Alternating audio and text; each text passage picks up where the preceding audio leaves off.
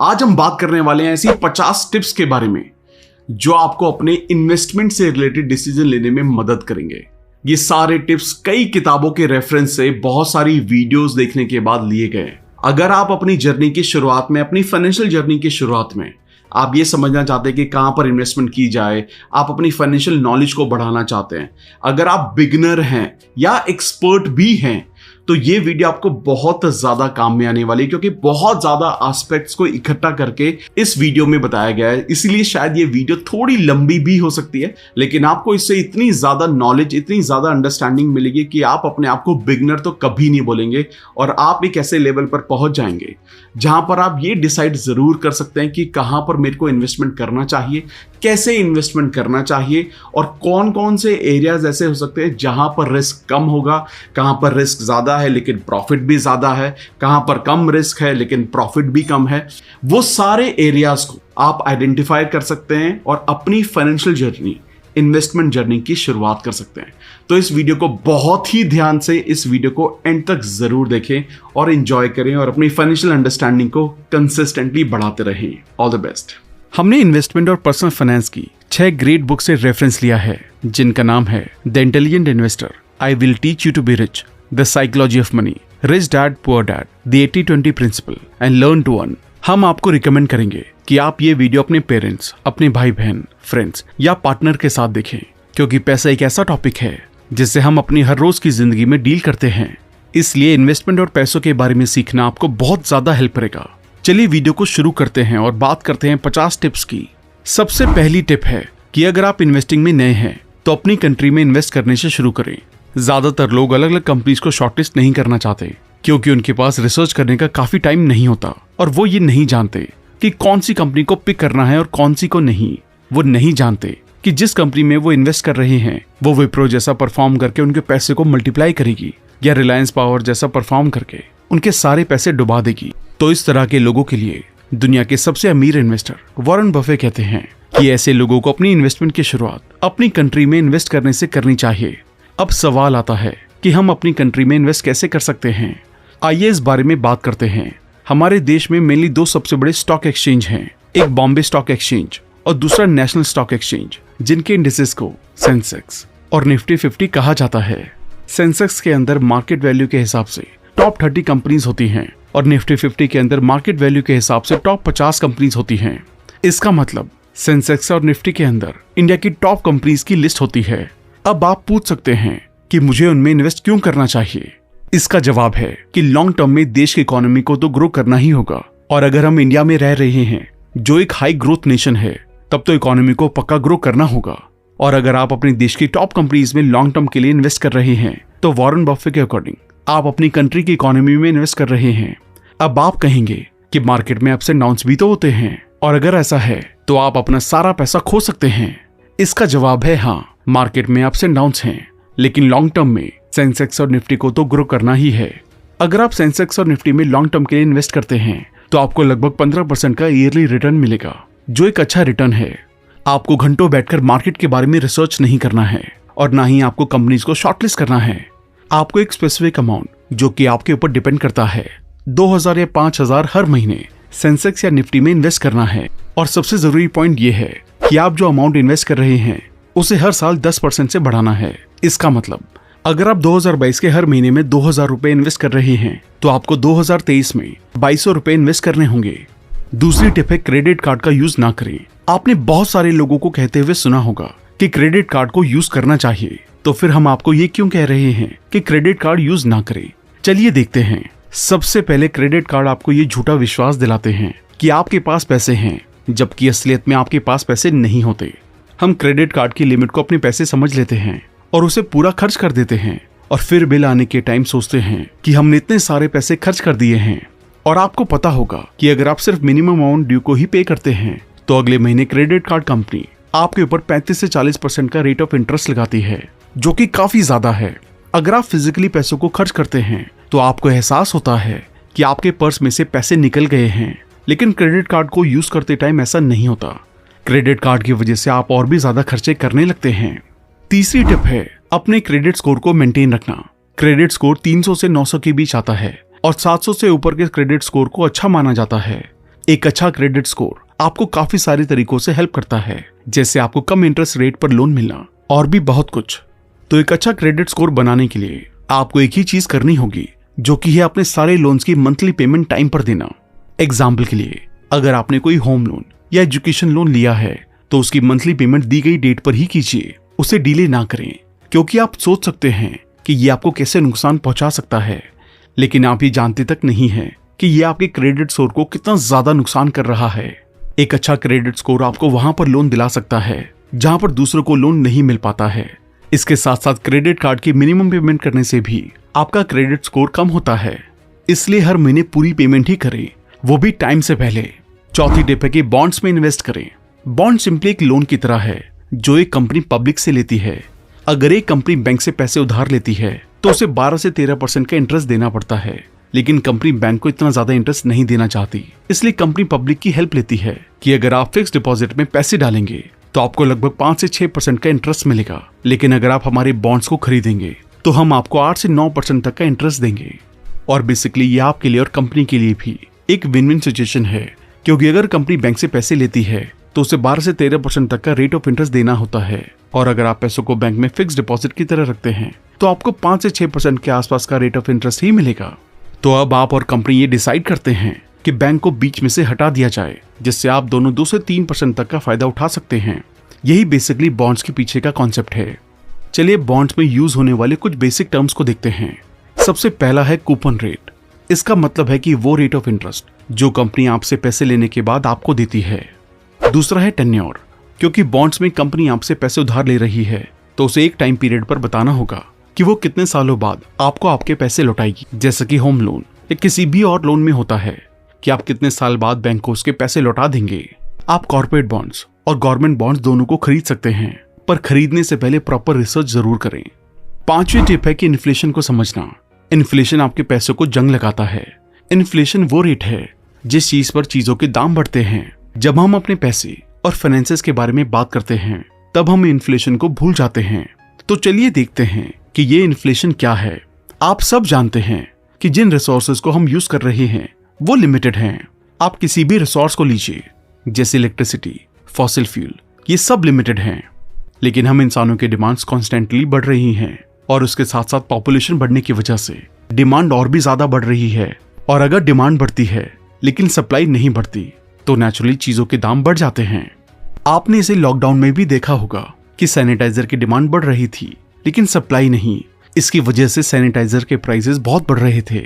तो किसी भी चीज में इन्वेस्ट करने से पहले अपने आप से पूछें कि क्या ये इन्वेस्टमेंट इन्फ्लेशन को बीट कर सकती है और एक सूटेबल रिटर्न दे सकती है। यही मेन रीजन है कि लॉन्ग टर्म में फिक्स डिपॉजिट में इन्वेस्ट करना एक सही डिसीजन नहीं है। इसे हम अगले पॉइंट में डिटेल में डिस्कस करेंगे।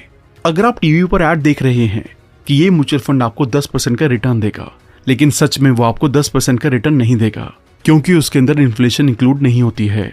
अगर इन्फ्लेशन 6% का है तो इस केस में आपके पैसे पर आपको 4% का रिटर्न मिलेगा।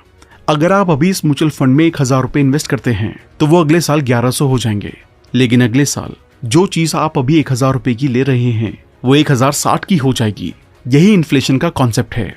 अगली टिप है कि लॉन्ग टर्म के लिए फिक्स डिपॉजिट में इन्वेस्ट ना करें, बल्कि अपने पैसे कहीं और रखें। मैं ऐसा किस लिए कह रहा हूं कि आप लंबे टाइम के लिए एफडी में इन्वेस्ट ना करें। देखिए, अगर आप अपने पैसे फिक्स डिपॉजिट में रखते हैं तो आपको 5 से 6% तक का रेट ऑफ इंटरेस्ट मिलेगा, लेकिन इंडिया एक ग्रोइंग इकोनॉमी है तो इन्फ्लेशन होना ही है, जिसका मतलब चीजों के दाम बढ़ेंगे, और एवरेजली इंडिया का इन्फ्लेशन रेट 6% का है। तो अगर फिक्स डिपॉजिट में आपके पैसे 5% से ग्रो हो रहे हैं और चीजों के दाम भी 6% से बढ़ रहे हैं तो आपके पैसे 1% से घट रहे हैं। इसका मतलब एफडी में आपके पैसे बढ़ नहीं रहे हैं बल्कि घट रहे हैं। देखिए, अगर आज आप 20 सालों के लिए 5% के सालाना रेट ऑफ इंटरेस्ट पर 1 लाख की एफडी कराते हैं तो 20 सालों के बाद आपके 1 लाख रुपए की इन्वेस्टमेंट 2,70,000 रुपए हो जाएगी। लेकिन पॉइंट ये है कि इंडिया एक ग्रोइंग इकोनॉमी है तो इन्फ्लेशन 6% के अराउंड होगा ही।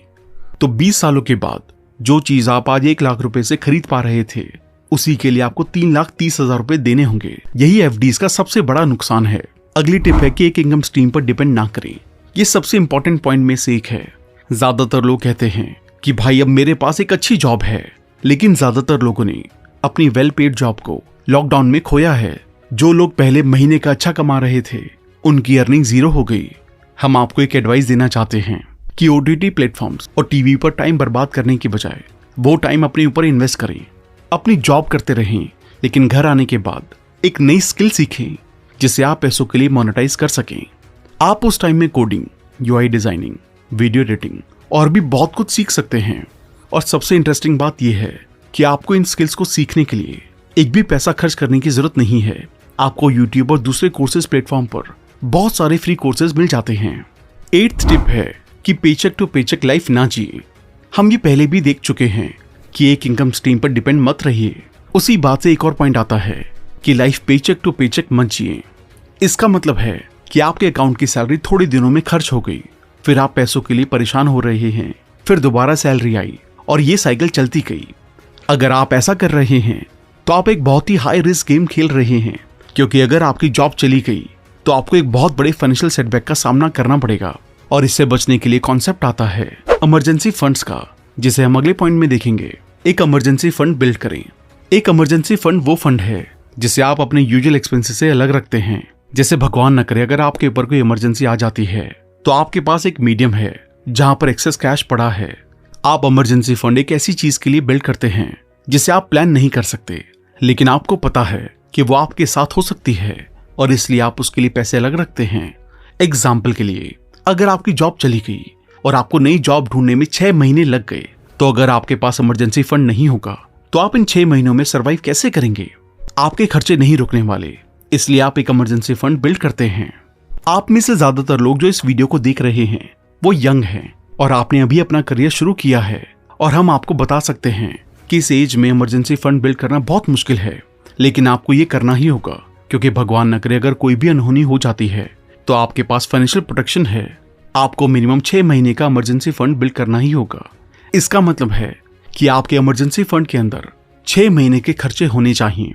अगर आपके महीने के खर्चे 30,000 रुपए हैं तो आपके पास 1,80,000 रुपए का इमरजेंसी फंड होना ही चाहिए।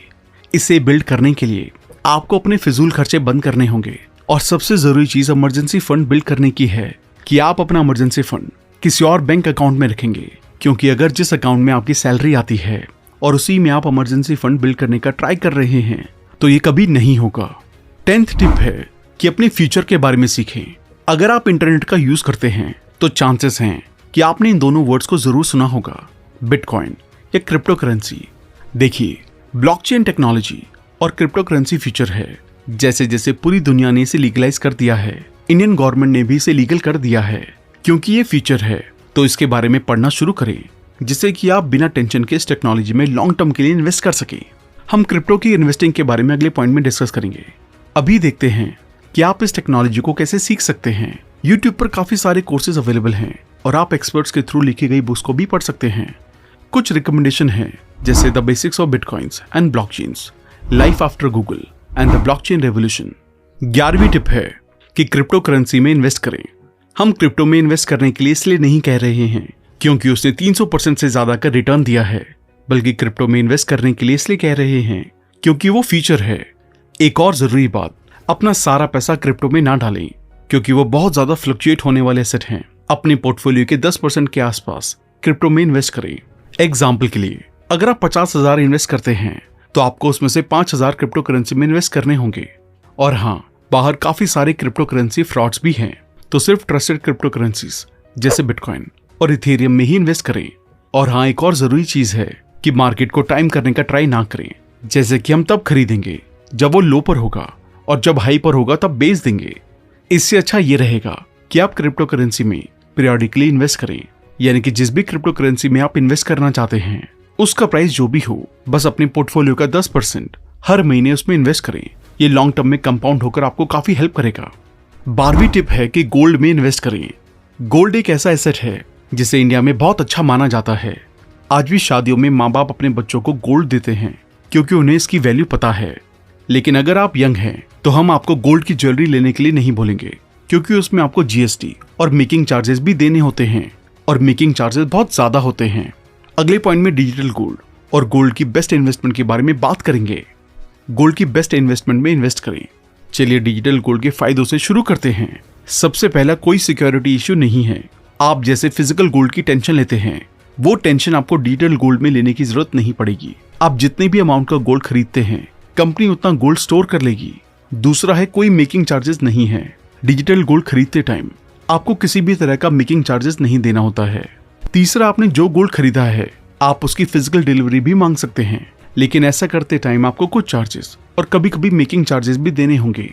और आखिरी है, कोई मिनिमम अमाउंट नहीं है।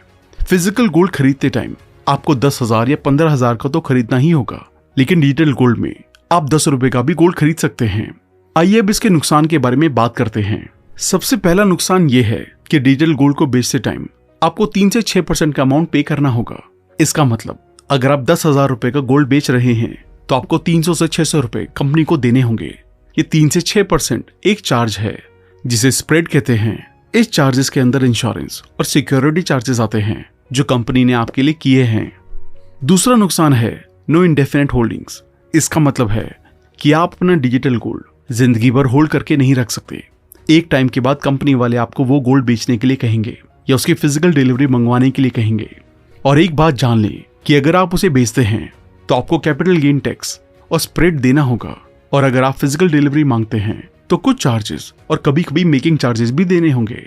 तो अगर आप इतनी डिसएडवांटेज नहीं लेना चाहते हैं तो आपके लिए यहाँ पर एक और गोल्ड इन्वेस्टमेंट है जिसे हम गोल्ड की बेस्ट इन्वेस्टमेंट कह सकते हैं, SGB यानी कि सॉवरेन गोल्ड बॉन्ड, जिसमें RBI इसे साल में काफी बार इशू करता है। इसकी स्पेसिफिक डेट होती है जिनमें आपको अप्लाई करना होता है। इसकी सबसे अच्छी बात यह है कि ये गोल्ड है ही नहीं, ये कागज का टुकड़ा है जिसे आप गोल्ड के प्राइस पर खरीदते हैं। चलिए अब इसके फायदों को देखते हैं। इसके ऊपर कोई चार्जेस नहीं देने होते। आप जो GST बाकी गोल्ड के प्रोडक्ट्स जैसे फिजिकल गोल्ड या डिजिटल गोल्ड पर देते हैं वो आपको यहाँ पर नहीं देना होगा। एक और बड़ा फायदा ये है कि इसके ऊपर कोई कैपिटल गेन टैक्स नहीं लगता। यहाँ तक कि RBI आपको ये बॉन्ड होल्ड करने के लिए सालाना 2.5% का रेट ऑफ इंटरेस्ट देता है। एक SGB का प्राइस 1 ग्राम गोल्ड के प्राइस के बराबर होता है। आप इसे गोल्ड के प्राइस पर खरीदते हैं और इसे गोल्ड के प्राइस पर ही बेचते हैं। 14th टिप है कि बजटिंग करना शुरू करें। ज्यादातर लोग फ्लो में चलते हैं। कैलकुलेशन सबसे ज्यादा जरूरी है और बजटिंग आपकी इनकम पर डिपेंड करती है। ज्यादातर लोग सोचते हैं कि हम कौन सा कहीं पैसे बर्बाद कर रहे हैं तो मुझे बजट क्यों बनाना चाहिए। जवाब है कि कुछ भी करें बस बजट से करें। अगर आपकी महीने की इनकम 10 लाख भी है तब भी आपको बजट बनाना चाहिए। अगर आप बजटिंग नहीं करते हैं तो फाइनेंशियल सक्सेस लाना बहुत ज्यादा मुश्किल है। हर एक सक्सेसफुल इंसान बजटिंग की इंपॉर्टेंस के बारे में बात करते हैं। 50-30-20 रूल को यूज करना शुरू करें। इस रूल में आपको अपनी इनकम का 50% अपनी नीड्स पर खर्च करना है, 30% अपनी वांट्स पर और 20% अपनी सेविंग पर। आप 20% को 10% सेविंग और 10% इन्वेस्टिंग में भी डिवाइड कर सकते हैं। आप इस वीडियो के बाद एक काम करें, अपने घर के फाइनेंशियल बजट को देखें। अगर आपकी इनकम 1 लाख की है तो आपको 50,000 से ज्यादा अपनी नीड्स पर खर्च नहीं करने हैं और 30,000 से ज्यादा अपनी वांट्स पर नहीं खर्च करने हैं। और अगर आपके फाइनेंशियल्स 50-30-20 रूल जैसे नहीं लग रहे हैं तो उन्हें उसके अकॉर्डिंग बनाएं। अगर आप अपनी इनकम का 80,000 सिर्फ अपनी नीड पर खर्च कर रहे हैं तो उसे रिड्यूस करें जब तक कि वो 50,000 ना हो जाए। 15th टिप है कि आप जितना अफोर्ड कर सकते हैं उससे ज्यादा कभी खर्च ना करें। ज्यादातर लोग दूसरे लोगों को दिखावा करने के ट्रैप में फंस जाते हैं, इसलिए वो जितना अफोर्ड कर सकते हैं उससे ज्यादा खर्च कर देते हैं। अगर आप भी इस ट्रैप में फंस गए हैं तो आपके लिए फाइनेंशियल इंडिपेंडेंस पाना काफी मुश्किल हो सकता है, क्योंकि हर टाइम आप दूसरे लोगों को दिखाने के लिए चीजें खरीदेंगे। अगर आप 10,000 का मोबाइल अफोर्ड कर सकते हैं तो प्लीज एक एक्सपेंसिव फोन EMI पर भी ना खरीदें। आपको लगेगा कि आप तो EMI बड़ी आसानी से पे कर देंगे, लेकिन आप नहीं जानते कि लॉन्ग टर्म में आपके साथ कितना बुरा होगा। अगली टिप है कि खर्च करने से पहले सोचें। ज्यादातर लोग पैसिवली खर्च करते हैं, वो पैसे खर्च करते टाइम कभी नहीं सोचते। अगर उनके दोस्त उनसे कहेंगे कि चलो पार्टी करते हैं तो वो बिना सोचे हाँ कर देंगे। वो अपनी सिचुएशन या अपने घर के मैटर के बारे में नहीं सोचेंगे। अगर आपने किसी ऐप का सब्सक्रिप्शन लिया है लेकिन आप उसे यूज नहीं करते हैं तो अगले महीने रिन्यूअल के टाइम उसे रिन्यू ना करें, बल्कि उसे कैंसिल कर दें। ये ना कहें कि सिर्फ 200 रुपए ही तो हैं। बात 200 रुपए की नहीं है, बात उस 200 रुपए को यूटिलाइज करने की है। आप उस 200 रुपए से कोई अच्छी बुक पढ़ सकते हैं और उसे पढ़कर सीख सकते हैं। 17th टिप है कि डाइवर्सिफिकेशन करें। डाइवर्सिफिकेशन का मतलब है अलग अलग फाइनेंशियल इंस्ट्रूमेंट में इन्वेस्ट करना। काफी सारे लोग एक ही चीज में इन्वेस्ट करते हैं, जैसे स्टॉक, क्रिप्टो या गोल्ड। लेकिन कैसा हो, अगर जिस चीज में वो इन्वेस्ट कर रहे हैं वो लॉस में चली जाए तो वो अपनी कैपिटल खोने लगेंगे। डाइवर्सिफिकेशन इसलिए की जाती है जिससे कि रिस्क कम हो सके और प्रॉफिट्स बढ़ सके। एक्सपर्ट्स हमें हमारे पोर्टफोलियो को डाइवर्स करने के लिए कहते हैं SGB में इन्वेस्ट करें, इंडेक्स फंड्स में इन्वेस्ट करें और भी जिन फाइनेंशियल इंस्ट्रूमेंट में आपको नॉलेज है उनमें इन्वेस्ट करना शुरू करें। कभी भी अपने सारे एग्स को एक बास्केट में ना रखें। 18th टिप है कि अगर आप यंग हैं तो घर ना खरीदें। आप में से ज्यादातर लोगों ने अभी कमाना शुरू किया है और आपकी मंथली अर्निंग 20,000 या 40,000 है, तो घर लेना एक बेस्ट इन्वेस्टमेंट ऑप्शन नहीं है। घर लेना काफी अच्छा माना जाता है, जो कि अपनी जगह बिल्कुल ठीक है, लेकिन अगर आपकी मंथली अर्निंग कम है तो घर लेना सही नहीं है। आपको उसकी EMI पे करनी होगी, मेंटेनेंस कॉस्ट देनी होगी, टैक्सेस पे करने होंगे और भी बहुत कुछ। आइए अगले पॉइंट में देखते हैं कि आपको घर किस कंडीशन में खरीदना चाहिए। घर खरीदें, लेकिन बस इस कंडीशन पर। ज्यादातर लोग जब 28 या 30 के होते हैं तब उनके दिमाग में घर लेने की बात आती है कि शादी करनी है और सेटल होना है, और तब घर लेना एक तरीके की जरूरत बन जाती है।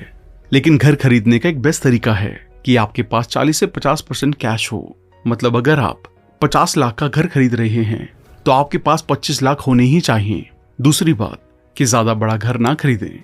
घर अपनी नीड और अपने बजट के अकॉर्डिंग ले। अगर आपके घर में सिर्फ 4 लोग हैं तो एक बड़ा घर खरीदने का कोई सेंस नहीं बनता। अगर आप ज्यादा बड़ा घर लेंगे, जैसे कि 1 करोड़ या 1.5 करोड़ का, तो उसकी EMI भी ज्यादा होगी, जो आप शायद अफोर्ड ना कर पाए। इसलिए आपकी EMI आपकी इनकम के 30% से ज्यादा नहीं होनी चाहिए। और हाँ, घर लेने के बाद फालतू के लोन्स लेना बंद कर दें। अगली टिप है कि खुद को एजुकेट करें। ये मैटर नहीं करता कि आप टेक्निकल या मेडिकल बैकग्राउंड से हैं। पैसे सबके लिए एक जरूरत है, तो उसके बारे में सीखना जरूरी है। फोमो में आकर इन्वेस्ट ना करें कि दूसरे लोग इन्वेस्ट कर रहे हैं तो हम भी इन्वेस्ट कर लेते हैं। हर दिन कम से कम 1 घंटा इस सब्जेक्ट को दें। नए इन्वेस्टिंग ऑप्शन के बारे में सीखें, नई पर्सनल फाइनेंशियल टिप्स के बारे में देखें, बुक्स रीड करें। ये सबसे जरूरी पॉइंट है और आपको इसे फॉलो करना ही होगा। इसके साथ साथ आप कुकू FM पर दी गई बहुत सी बुक समरीज को भी सुन सकते हैं, जिससे आप अपनी फाइनेंस और इन्वेस्टमेंट को लेकर अपनी नॉलेज को बढ़ा सकते हैं, जैसे कि rich dad poor dad, intelligent investor और साइकोलॉजी ऑफ मनी। इसके अलावा भी यहाँ पर बहुत से ऑप्शंस अवेलेबल हैं। आप भी कुकू FM को डाउनलोड करके बहुत से कोर्सेज, हजारों ऑडियो बुक्स और बुक समरीज को भी सुन सकते हैं। इसके लिए आपको एक जगह बैठने की भी जरूरत नहीं है। वॉक करते हुए, ट्रैवल करते वक्त, खाना खाते हुए भी आप इसे सुन सकते हैं। अभी एनुअल मेंबरशिप के साथ चल रहा है 50% डिस्काउंट, मतलब 399 रुपए की जगह सिर्फ 199 रुपए। इसके लिए जल्दी से RBC50 कूपन कोड यूज करें, क्योंकि ये सिर्फ पहले 250 यूजर्स को ही मिल पाता है। इसका लिंक भी डिस्क्रिप्शन में डाल दिया गया है। 21वीं टिप है कि अपनी लाइफस्टाइल को अपग्रेड करने में ना फंसे। चलिए एक एग्जांपल देखते हैं कि दिवाली है और आप 20,000 का नया फोन लाए और आपने 10,000 की डाउन पेमेंट कर दी है और बाकी का अमाउंट EMI में देंगे। 6 महीने EMI देने के बाद आपने कर्जे को क्लियर कर दिया। अब मार्केट में एक नया फोन लॉन्च हुआ जिसकी कीमत 40,000 है। आपने सोचा कि आपका फोन तो पुराना हो रहा है और आप उसे 12,000 में बेच सकते हैं, और फिर आप वो 40,000 का फोन EMI पर ले लेंगे और आने वाले महीने में इंस्टॉलमेंट देते रहेंगे। ये एक सिनेरियो है लाइफस्टाइल अपग्रेडिंग का। आप इसे ऐसे भी समझ सकते हैं कि एक लोन से निकले और दूसरे में फंसे।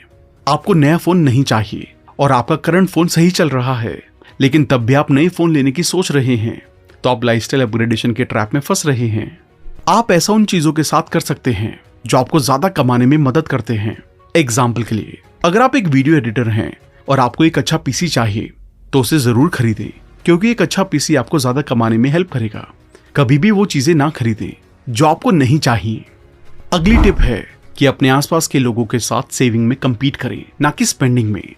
जैसे कि हमने पहले कहा कि आप दूसरे लोगों को देकर चीजें खरीदते हैं, लेकिन ये बहुत गलत है, क्योंकि आप अपने पड़ोसी को दिखाने के लिए महंगा फोन और महंगी कार तो ले लेंगे, लेकिन उन्हें शो ऑफ करने के बाद उसकी EMI आपको भरनी है। ये आपके फाइनेंसेस के साथ बहुत गलत है। इससे अच्छा रहेगा कि आप अपने पड़ोसी और दूसरों के साथ सेविंग में compete करें। उन्हें बताएं कि शो ऑफ करना कितना बुरा है, और उन्हें कहें कि अब से हम लोग हर हफ्ते अपने अपने फाइनेंसेस और पोर्टफोलियो के ऊपर बात करेंगे। अगर आप और आपके फ्रेंड्स ऐसा करते हैं तो आपको भी और उनको भी इन्वेस्ट करने का और इन्वेस्टिंग के बारे में सीखने का मोटिवेशन मिलेगा, जो कि काफी अच्छा है। अगली टिप है कि EMI के अमाउंट को डिफाइन करें। जैसा कि हम 50-30-20 रूल में देख चुके हैं कि आपको अपनी इनकम का 50% अपनी नीड्स जैसे रेंट, कपड़ों पर खर्च करना चाहिए, 30% अपनी वांट्स जैसे बाहर खाना खाना, पार्टी करना, EMI पे करना, इस पर खर्च करना चाहिए, और 20% इन्वेस्ट और सेव करना चाहिए। इसी से एक जरूरी पॉइंट जो हम आपको बताना चाहते हैं कि आपकी EMI का अमाउंट आपकी टोटल इनकम का 30% से ज्यादा नहीं होना चाहिए। आप चाहे कोई भी ईएमआई पे करते हो, एजुकेशन लोन की, पर्सनल लोन की, वो सब मिलकर आपकी इनकम का 30% से ज्यादा नहीं होना चाहिए। अगर आप 10,000 रुपए कमाते हैं तो आपकी सारी ईएमआई मिलकर 3,000 से ज्यादा नहीं होनी चाहिए। हम ऐसा इसलिए कह रहे हैं क्योंकि अगर आप ये नहीं करते हैं और आपकी ईएमआई आपकी 40 से 50% इनकम को कवर करती हैं, तो आप बहुत ज्यादा रिस्क वाली गेम खेल रहे हैं। आपको हर टाइम पैसों की कमी का सामना करना पड़ेगा और कभी कभी आप अपने आप से ये भी पूछेंगे कि मेरी इनकम आखिर जाती कहाँ है। और सबसे बड़ी बात, इसकी वजह से आप इन्वेस्ट भी नहीं कर पाएंगे। 24वीं टिप है कि एसेट और लायबिलिटी के बीच के डिफरेंस को समझें। एसेट वो चीज है जो आपकी जेब में पैसे डालती है, भले ही आप काम करें या ना करें। एक लायबिलिटी ऐसी चीज है जो आपकी जेब से पैसे ले जाती है। मिडिल क्लास लायबिलिटीज खरीदते हैं जो उन्हें एसेट लगती हैं। एसेट कुछ भी हो सकती हैं जो आपके बिना भी पैसे जनरेट करके दे रहे हों, जैसे एक यूट्यूब चैनल, रेंट पर दी गई प्रॉपर्टी, स्टॉक से आई हुई इनकम। अपनी जॉब करते रहें, लेकिन लायबिलिटीज खरीदने से पहले एसेट्स खरीदें। अमीर लोग जितनी भी महंगी चीजें खरीदते हैं वो अपनी इनकम से नहीं बल्कि अपनी एसेट्स की इनकम से खरीदते हैं। 25वीं टिप है कि कभी भी ये ना कहें कि आप अफोर्ड नहीं कर सकते। आई कांट अफोर्ड इट बोलना आपके सबकॉन्शियस माइंड को नेगेटिवली प्रोग्राम करता है। रिच डैड पुअर डैड के ऑथर कहते हैं कि आई कांट अफोर्ड इट बोलने के बजाय अपने आप से पूछें कि मैं इसे कैसे अफोर्ड कर सकता हूं। आई कांट अफोर्ड इट बोलने से आपका दिमाग बंद हो जाता है, बल्कि सवाल पूछने से आपका दिमाग उन तरीकों के बारे में सोचने लगता है जिससे आप पैसे कमा सकते हैं। इसका मतलब ये नहीं है कि आप वो हर चीज लें जो आप चाहते हैं, बल्कि हमारा मोटिव ये है कि आप अपने आप से सवाल पूछें और आपका दिमाग आपको जरूर जवाब देगा। जैसे जिम करना बॉडी के लिए एक एक्सरसाइज होती है, वैसे ही अपने आप से ऐसे सवाल पूछना दिमाग के लिए एक्सरसाइज होती है। 26वीं टिप है कि अपने दोस्तों को वाइजली चुनें। अब आप सोच रहे होंगे कि फाइनेंस की वीडियो में हम फ्रेंड्स की बातें क्यों कर रहे हैं। वो इसलिए क्योंकि जिम रॉन ने कहा है कि you are the average of 5 people you spend the time most with. इसका मतलब है कि आप उन 5 लोगों के एवरेज हैं जिनके साथ आप सबसे ज्यादा टाइम स्पेंड करते हैं। अगर वो 5 लोग करोड़पति हैं तो आप भी करोड़पति बन सकेंगे। देखिए, अगर आपके दोस्त फाइनेंस और इन्वेस्टिंग के ऊपर बात करते हैं तो ये आपके लिए काफी अच्छी चीज है, क्योंकि आप भी उनके साथ टाइम स्पेंड करके उनके जैसा सोचने लग जाएंगे। अगर आपके फ्रेंड्स फाइनेंस में इंटरेस्टेड नहीं हैं तो उन्हें इस टॉपिक की अहमियत बताएं और नए फ्रेंड्स बनाएं जो इस टॉपिक में इंटरेस्टेड हों। 27वीं टिप है कि understand the power of giving. हम सब दूसरों से लेना पसंद करते हैं, लेकिन देना नहीं। अगर आप फाइनेंशियली इंडिपेंडेंट बनना चाहते हैं तो दूसरों को पैसे, अपनी एडवाइस और अपना टाइम दें। यूनिवर्स लॉ ऑफ गिविंग पर चलता है, यानी कि जो ज्यादा देता है उसे ज्यादा मिलता है। इसलिए किसी चैरिटी फंड में जितना आपसे हो सके उतना डोनेट करें। अगर किसी को आपकी एडवाइस चाहिए तो उसे बिना ईगो के अपनी एडवाइस दें। आप ये करते टाइम सोच सकते हैं कि इससे मेरा क्या फायदा होगा, लेकिन लॉन्ग टर्म में भगवान आपको इतना देगा जितना कि आपने कभी सोचा भी नहीं होगा। 28वीं टिप है कि परसेंटेज की टर्म में सोचें। सोचिए, आपने 5 रुपए का एक स्टॉक लिया और अब आप सोच रहे हैं कि वो 10 रुपए का तो हो ही जाएगा, क्योंकि आपके दिमाग में चल रहा है कि उसे तो 5 रुपए से बढ़ना है। लेकिन ये 100% का इंक्रीज है। कभी भी सिर्फ प्राइस देखकर कोई चीज ना खरीदें, बल्कि परसेंटेज देखें। ये काफी जरूरी है। इमेजिन करें, एक आदमी ने क्रेडिट कार्ड कंपनी को मिनिमम अमाउंट ड्यू पे किया और इसकी वजह से अगले महीने उसने 1 लाख पर 3,000 रुपए का रेट ऑफ इंटरेस्ट दिया। अब वो आदमी सोच रहा है कि बस 3,000 रुपए का ही तो इंटरेस्ट गया है, लेकिन एक परसेंटेज वाला आदमी कहेगा कि ये तो महीने का 3% है, यानी कि साल का 36%, जो कि सच में बहुत ज्यादा है। इसलिए परसेंटेज में सोचना शुरू करें।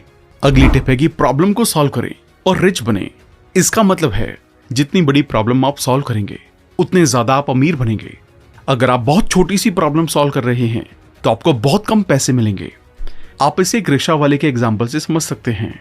वो मेहनत तो बहुत करते हैं, लेकिन वो जो प्रॉब्लम सॉल्व कर रहे हैं वो बहुत छोटी है, इसलिए वो ज्यादा पैसे नहीं कमा पाते। यहीं आप एक मार्केटिंग हेड को देखें। कंपनीज उनकी कंसल्टेंसीज के लिए लाखों रुपए देती हैं, क्योंकि कंपनी को पता है कि कंसल्टेंसी को सही से यूज करने पर वो करोड़ों रुपए कमा सकते हैं। इसलिए बड़ी प्रॉब्लम सॉल्व करने का सोचें। यही रीजन है कि क्यों बड़ी बड़ी कंपनीज जैसे एप्पल और गूगल जैसी कंपनीज अपनी सीईओज को बहुत ज्यादा पैसे पे करती हैं। अगली टिप है कि इन्वेस्टिंग में 80-20 प्रिंसिपल का यूज करें। 80-20 प्रिंसिपल कहता है कि 80% रिजल्ट्स 20% एफर्ट से आते हैं और ये प्रिंसिपल जिंदगी के हर एरिया में अप्लाई होता है। एग्जाम्पल के लिए 20% यूट्यूबर्स को 80% व्यूअरशिप मिलती है, 80% क्राइम्स 20% क्रिमिनल्स ही करते हैं, और ये प्रिंसिपल इन्वेस्टिंग में भी लगता है। अगर आप इन्वेस्टिंग में नए हैं तो वो 20% फंडामेंटल सीखें जो 80% टाइम यूज किए जाते हैं। ये आपका बहुत सारा टाइम और एफर्ट बचाएगा और ये आपको इन्वेस्टिंग के बेसिक्स को काफी कम टाइम में सीखने में हेल्प करेगा। अगली टिप है कि मार्केट में पेशेंस रखें। सारे सक्सेसफुल इन्वेस्टर्स के अंदर एक कॉमन ट्रेट है, वो है पेशेंस। वो लोग long term point of view को रखते हैं। वो एक शेयर को एक दिन या एक हफ्ते तक होल्ड करने के बारे में नहीं सोचते हैं, बल्कि वो उसे 5 साल या 10 साल तक होल्ड करने की सोचते हैं, और इसी वजह से वो अपने पैसों को बहुत ज्यादा बढ़ा पाते हैं। जब आप इन्वेस्ट कर रहे हैं तो एक दिन या एक हफ्ते के बारे में ना सोचें कि शेयर अभी 100 का है और जब 110 का हो जाएगा तो बेच देंगे। हाँ, ऐसा करके आप अच्छे रिटर्न जनरेट कर पाएंगे, लेकिन बड़े रिटर्न्स लॉन्ग टर्म में ही जनरेट होते हैं। इस बात को हमेशा याद रखें। 32वीं टिप है कि अपनी टाइम की सबसे ज्यादा वैल्यू करें। एक बात जो हम आपको इस वीडियो से याद रखने के लिए कहेंगे कि पैसे अनलिमिटेड हैं, लेकिन टाइम बहुत लिमिटेड। दुनिया में इतने पैसे हैं जितना आपने कभी सोचा भी नहीं होगा, लेकिन हम सबके पास, यहाँ तक कि एलन मस्क के पास भी टाइम लिमिटेड है। अगर आप 10 रुपए बचाने के लिए एक लंबी लाइन में लगते हैं या अमेज़न या फ्लिपकार्ट से सामान ना खरीद कर कुछ पैसे बचाने के लिए बाजार में घंटों लगाते हैं, तो हम आपको कह सकते हैं कि आप वो कर रहे हैं जो गरीब लोग करते हैं। अमीर लोग अपनी टाइम को सबसे ज्यादा वैल्यू करते हैं। पहले मैं सोचता था कि अमीर लोगों के पास पैसे हैं इसलिए वो ड्राइवर रखते हैं, लेकिन अब मुझे पता चला कि वो ड्राइवर इसलिए रखते हैं क्योंकि उनका टाइम बच सके, क्योंकि वो उस टाइम में इतना हाई वैल्यू काम कर सकते हैं जिससे कि वो अपनी ड्राइवर की सैलरी का 5 गुना ज्यादा कमा सके। अगली टिप है कि जिन चीजों को आप सच में चाहते हैं उनके पिछले साल के मॉडल खरीदें। ये महंगी आइटम्स जैसे कार्स, टीवी, इलेक्ट्रॉनिक्स और मोबाइल फोन्स खरीदते टाइम पैसे बचाने का एक सबसे अच्छा तरीका है। हर साल नए आइटम्स को इनोवेट करना काफी मुश्किल होता है, इसलिए कंपनी पिछले साल के आइटम्स को थोड़ा सा अपग्रेड करते हैं और उसे ज्यादा रेट पर प्राइस कर देते हैं। आप इसे iPhone 12 और iPhone 13 से देख सकते हैं। पिछले मॉडल्स की इन्वेंट्री को कम करने के लिए कंपनीज उन पर डिस्काउंट देना शुरू कर देती हैं और आपको वो आइटम्स कम प्राइस पर मिल जाते हैं। पिछले साल या 2 साल पुराने मॉडल को खरीदना फाइनेंशियली एक सही डिसीजन है, क्योंकि आपको आज की टेक्नोलॉजी जैसी सिमिलर टेक्नोलॉजी कम प्राइस पर मिल जाती है। अगली टिप है कि हमेशा अपनी फैमिली को अपने फाइनेंशियल क्रंचेस के बारे में बताएं। ज्यादातर लोग अपनी फैमिली के साथ अपने फाइनेंसेस को डिस्कस नहीं करते, जो काफी बुरा है। आपको अपनी फैमिली के साथ इसे शेयर करना चाहिए। उन्हें बताएं आपने कितने लोन्स लिए हैं और साथ ही अपनी जिंदगी के फाइनेंशियल क्रंचेस के बारे में भी बताएं। फैमिली आपका सपोर्ट सिस्टम है। अगर आप उन्हें अपनी फाइनेंशियल प्रॉब्लम्स के बारे में बताएंगे तो उनके विजडम, नॉलेज और एक्सपीरियंस के थ्रू आपको कुछ नई आइडियाज मिल सकते हैं। आपके पेरेंट्स आपको फाइनेंस के बारे में कुछ ऐसा बता सकते हैं जो आपने पहले कभी सोचा भी ना हो। अगली टिप यह है कि अपनी इनकम के साथ अपने खर्चे ना बढ़ाएं। ज्यादातर लोग अपनी इनकम के साथ अपने खर्चे को बढ़ा देते हैं। ज्यादातर लोग पहले से ही ये सोचकर रखते हैं कि इनकम बढ़ते ही उन्हें क्या खरीदना है, लेकिन आपको ऐसा नहीं करना है। आपकी जितनी भी इनकम बढ़ती है उसमें से 50% ही अपने एक्सपेंस में डालें और बचे 50% को सेव या इन्वेस्ट करें। अगर आप ये हैबिट बिल्ड कर लेते हैं तो आपको काफी ज्यादा फायदा मिलेगा, क्योंकि जब आपकी मंथली इनकम 40,000 या 50,000 बढ़ेगी तो आप उसमें 20,000 या 25,000 इन्वेस्ट करेंगे, जो कि बहुत अच्छा है। अगली टिप है कि अपने सबकॉन्शियस माइंड को सक्सेस के लिए प्रोग्राम करें। देखिए, दिन के 8 या 10 घंटे काम करना ठीक है, लेकिन आधा 1 घंटा अपने सबकॉन्शियस माइंड को भी देना जरूरी है। इसलिए सुबह उठने के बाद या रात में सोने से पहले मेडिटेशन कीजिए और रात को सोने से पहले अपने दिमाग में ये बात रिपीट करें कि आप अमीर हैं। भले ही आपके पास अभी उतने पैसे ना हो, लेकिन तब भी इसे बोलिए, क्योंकि ये वर्ड्स आपके सबकॉन्शियस माइंड को इंस्ट्रक्शन देंगे। 37वीं टिप है कि बिना नॉलेज के कभी इन्वेस्ट ना करें। एक गलती जो काफी सारे लोग करते हैं वो है बिना नॉलेज के इन्वेस्ट करना। लोग फोमो में आकर इन्वेस्ट कर देते हैं और इन्वेस्टिंग की प्रॉपर नॉलेज नहीं लेते हैं। आपको अपने किसी भी दोस्त की बात नहीं सुननी है। आपका दोस्त कितना भी कह ले कि उसने पैसे डबल कर लिए हैं, लेकिन आपको उस चीज में बिना नॉलेज के इन्वेस्ट नहीं करना है। अगली टिप है दोस्तों को उधार देना। आपने शायद मूवीज में या एयरपोर्ट पे देखा होगा कि पहले अपना ऑक्सीजन मास्क लगाएं, फिर किसी और की हेल्प करें, और ये लाइन यहाँ पर परफेक्ट बैठती है। अगर आपके पास पैसे नहीं हैं तो अपने दोस्त को भी ना दें। इसका ये मतलब नहीं है कि दोस्तों की हेल्प ना करें, बल्कि तब हेल्प करें जब आपके पास खुद एक्स्ट्रा पैसे हों। इसका कोई भी लॉजिक नहीं बैठता कि आपने खुद कर्जे लिए हुए हैं और दूसरों को पैसे बांट रहे हैं। इसलिए दोस्तों को पैसे तब दें जब आपके पास खुद पैसे हों। 39th टिप है कि अगर आपके अकाउंट में पैसे हैं तो अपने लोन चुकाएं। अगर आपके ऊपर कोई भी लोन है, जैसे पर्सनल लोन, कार लोन, तो उसका इंटरेस्ट रेट 12 से 14% होगा। लेकिन अगर आप पैसे सेविंग अकाउंट में रखते हैं तो उस पर आपको 4 से 5% इंटरेस्ट ही मिलेगा। सोचिए, अगर आपके पास 1 लाख रुपए का लोन है और आपके पास सेविंग में भी 1 लाख रुपए हैं, तो सेविंग अकाउंट के पैसों को यूज करके लोन खत्म करें। ये हम में से काफी लोगों की आदत होती है कि हमारे पास पैसे होते हैं लेकिन हम लोन नहीं चुकाते और उसकी EMI देते रहते हैं। लेकिन आपको ये नहीं करना है।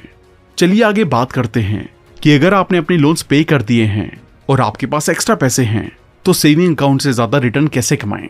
लिक्विड म्यूचुअल फंड्स में इन्वेस्ट करें। यह सिनेरियो तब अप्लाई होता है जब आपने अपने सभी लोन्स पे कर दिए हैं लेकिन तब भी आपके पास एक्स्ट्रा पैसे हैं। इस कंडीशन में आपको अपने पैसे सेविंग अकाउंट में नहीं रखने चाहिए, बल्कि उन्हें लिक्विड म्यूचुअल फंड्स में रखने चाहिए। इसमें आप अपने पैसे जब चाहे तब निकाल सकते हैं और इसमें कोई भी फिक्स टेन्योर नहीं होता है। हम आपको इसमें इसलिए पैसे रखने को कह रहे हैं क्योंकि आपको पैसे सेविंग अकाउंट में ज्यादा ग्रो नहीं करेंगे और यहां आपको उससे ज्यादा रिटर्न मिलेगा और यहां पर रिस्क भी बहुत कम है। अगली टिप है कि कंपाउंडिंग के कॉन्सेप्ट को समझें। आपने काफी सारे फाइनेंशियल एक्सपर्ट्स को ये कहते हुए सुना होगा कि बस 1000 हर महीने इन्वेस्ट करें और 30 या 40 साल बाद आपके पास करोड़ों रुपए होंगे। ये जो प्रोसेस होता है उसे हम कंपाउंडिंग कहते हैं। जैसा कि हम पहले डिस्कस कर चुके हैं कि आपको लॉन्ग टर्म के लिए इन्वेस्ट करना चाहिए, उसके पीछे का रीजन है कंपाउंडिंग। जितना ज्यादा टाइम तक आप इन्वेस्टेड रहेंगे उतने ज्यादा आपके पैसे ग्रो करेंगे। आइए इसे एक एग्जांपल के साथ समझते हैं। आज आपने 1000 रुपए इन्वेस्ट किए और आपको उस पर 10% का रेट ऑफ इंटरेस्ट मिल रहा है। 1 साल बाद आपके पैसे 1100 रुपए हो जाएंगे। अब अगले साल आपको इंटरेस्ट नहीं प्रिंसिपल पर यानी कि 1100 रुपए पर मिलेगा, जो होगा 110 रुपए, और आपके पैसे हो जाएंगे 1210 रुपए। और ये प्रोसेस ऐसे ही चलता रहेगा। पैसों की कंपाउंडिंग होते टाइम कुछ अप्स एंड डाउन्स आ सकते हैं। अगर आप स्टॉक मार्केट में इन्वेस्ट कर रहे हैं तो कभी आपके पैसे कम ग्रो होंगे और कभी ज्यादा, लेकिन आपको उन इमोशंस को अपने पर हावी नहीं होने देना है और एक लॉन्ग टर्म के लिए इन्वेस्टमेंट करना है। और इससे एक और कॉन्सेप्ट आता है कि जितना जल्दी हो सके शुरू करें। चलिए इस पॉइंट को अगले पॉइंट में देखते हैं। अगली टिप है कि जितना जल्दी हो सके इन्वेस्टिंग शुरू कर दें। वॉरेन बफेट जो दुनिया के सबसे अमीर इन्वेस्टर हैं, उन्होंने अपनी इन्वेस्टिंग जर्नी 11 साल की उम्र में शुरू कर दी थी।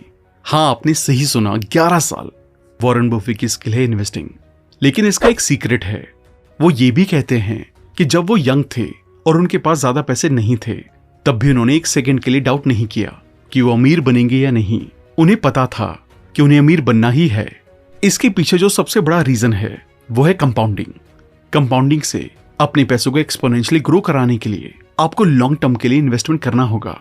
और अगर आप जल्दी अपनी इन्वेस्टिंग जर्नी शुरू करते हैं, जैसे टीन्स में या अर्ली 20s में, तो आप बहुत ज्यादा पैसे बना पाएंगे। इसलिए अभी से इन्वेस्टिंग के बारे में पढ़ना शुरू करें।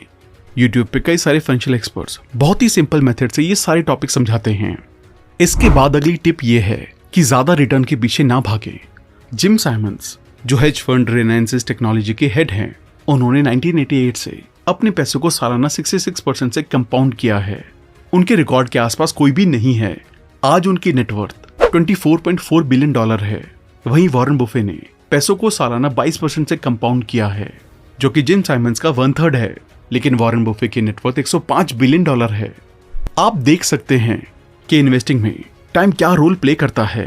इसलिए अगर आपका दोस्त ये कह रहा है कि वो आपसे ज्यादा रिटर्न कमा रहे हैं, तो प्लीज टेंशन ना लें। हमेशा याद रखें कि अगर आप लॉन्ग टर्म के लिए इन्वेस्ट करेंगे तो कम रिटर्न्स आपके लिए कोई दिक्कत नहीं होगी। हमेशा याद रखें कि अच्छी इन्वेस्टिंग का मतलब हाईएस्ट रिटर्न कमाना नहीं है, क्योंकि हाईएस्ट रिटर्न्स हर साल लाना बहुत मुश्किल है। अच्छी इन्वेस्टिंग का मतलब है लंबे टाइम के लिए ठीक ठाक रिटर्न्स कमाना, क्योंकि तब कंपाउंडिंग अपना काम करती है। अगली टिप है कि प्रेशर में फाइनेंशियल डिसीजन ना लें।